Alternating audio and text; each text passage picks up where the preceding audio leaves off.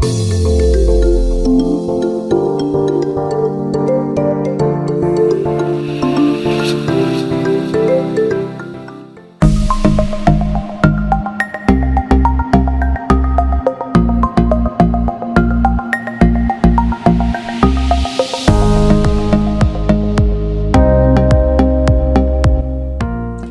привет, дорогие друзья, дорогие подруги, здрасте. По болтушке перед бритьем. Накануне посмотрел видео с канала «Брить или не брить» Олега. Там он брился русским дамаском от Вячеслава. Честно скажу, понравилось. Понравилось? Что понравилось? Смотреть понравилось. Я видел движение уверенного в себе человека. И сразу было понятно, что в принципе-то он бреется не первый, даже не 100-й раз. И те движения, которые он совершал движениями, там, знаете, как-то можно было назвать натяжкой, потому что по сути это были штрихи. Он просто, ведя разговор, совершал какие-то легкие штрихи, и щетина исчезала с его лица. Временами даже казалось, что разговору Олег уделяет больше внимания, чем бритью, потому что у него все остальное было на автомате. Что еще удивило? Удивило, что очень часто он проводил по лицу этим клинком без пены. И кто-то скажет, а что удивительного, так многие делают. Да, но вы кожу его видели? Хоть бы чуть-чуть покраснело. После этого у меня вот в этом месте особенно частенько, сами знаете, что бывает. Все это привело к тому, что у меня возникло несколько позиций. И что из них верно, чем это можно объяснить, я сам себе даже не ответил, потому что то ли это сам клинок дает такое бритье, то ли это мастерство человека, который это делал, в данном случае Олега, то ли это кожа, то ли это все вместе, я не знаю.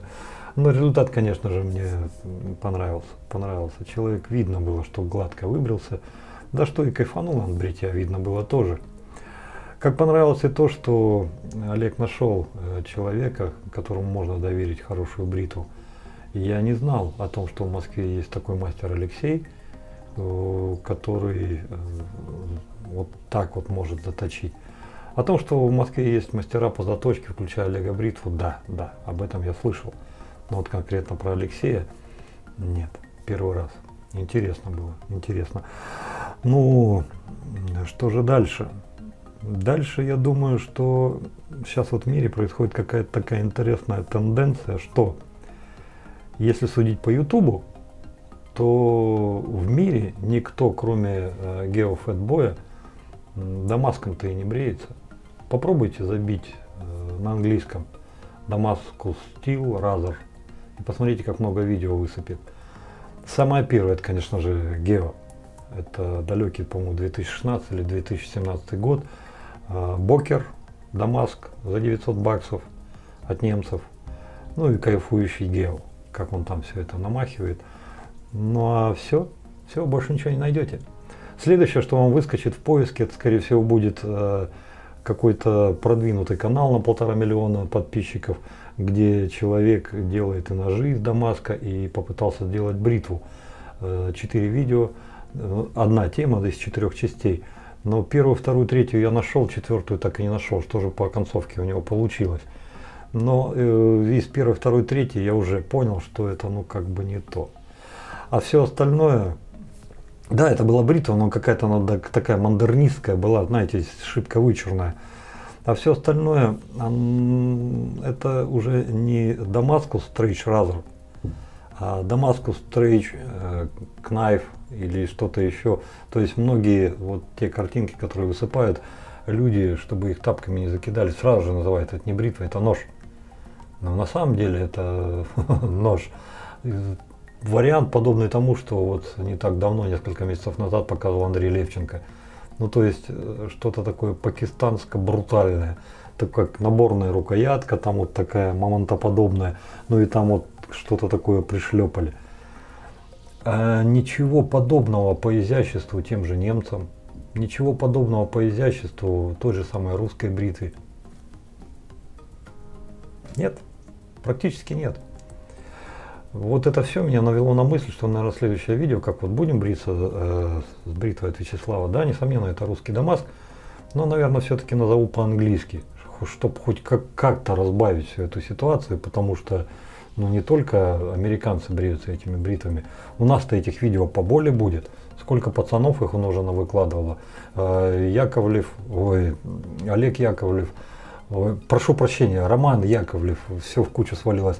Роман Яковлев, потом Денис, вот, ну я не знаю, я, по-моему, это видео не выкладывал, где он комиссарий брился. Теперь вот Олег, пожалуйста, у меня видео несколько есть. Вот так вот выходит. И вот это меня несколько расстроило, что в России больше всего, наверное, материала, видеоматериала по дамасской стали, по бритвам из дамасской стали. А если на YouTube заглянуть, то ничего не афишируется, особенно для широкой публики. На русском языке, да, несомненно, что-то выскочит. Но так вот в мировом масштабе я вам только что все это обрисовал. По поводу Дамаска бритвенного. Не так давно, несколько месяцев назад, там полтора-два, было Рубилова, там, бритвенного Дамаска не бывает, дарам-дарам. Ребят, я к этому отношусь спокойно. Ну, да, Дамаск зарождался как оружейная сталь, то есть делали сабли, клинки, мечи, в том числе латы защитные. Но не один же вид Дамаска существует. То есть, по сути, Дамаск — это перековка нескольких сталей там, по определенной рецептуре. И по финишу, когда проходит травление, уже выход вот этого рисунка, вот это люди привыкли называть Дамаском. И то, что Дамаск не одна единственная марка стали, ну это как бы очевидно. Я не специалист по металлам, я не беру досконально все раскладывать по полочкам, но то, что я вижу каждый раз, когда я беру в руки, ну если не Дамаск, то как это назвать? Вот скажите мне.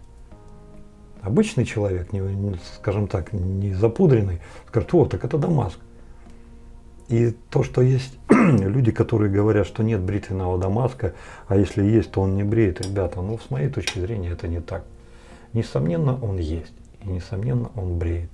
Это доказали уже как минимум и немцы, а теперь еще и наши, русские, в лице Вячеслава. Есть такой Дамаск, и он бреет. К сожалению, да, это не дешевое удовольствие, потому что ввиду тех трудозатрат при производстве этих бритв, которые вот необходимо просто, но это и стоит как бы не 3 копейки. Если взять, допустим, тех же самых немцев, то клинок 600, 700, 800 слоев, ну, это вилка, вот то, что вот я знаю, это 400 тысяч евро. То есть начинается от 400 и заканчивается на 1000.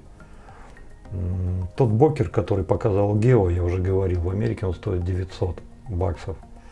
Что же до России, тут с одной стороны все хорошо, потому что Вячеслав их предлагает несравненно дешевле.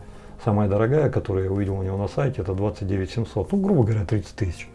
А самая недорогая, ребята, 5 с копейками, то есть 5 400 или 5 600, что-то типа этого.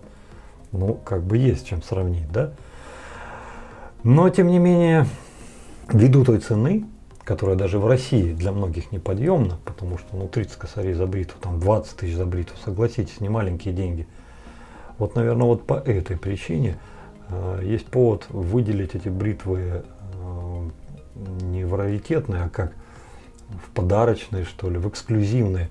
Но по большому счету это и правильно бы было, наверное, потому что это все-таки это как действительно подарок, это как праздник.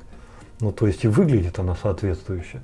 Да, несомненно, это полностью функциональный инструмент. Это не что-то такое, что вы поставили на полку, и оно будет вот, там только пыль подходите, с нее стряхиваете и все. Это полностью рабочий инструмент, который позволит вам великолепно, хорошо, шикарно выбриться. О чем подтвердили уже и Игорь с Нефтеюганска, и Денис, и вот сейчас Олег, и Роман Яковлев. Роман Яковлев, да.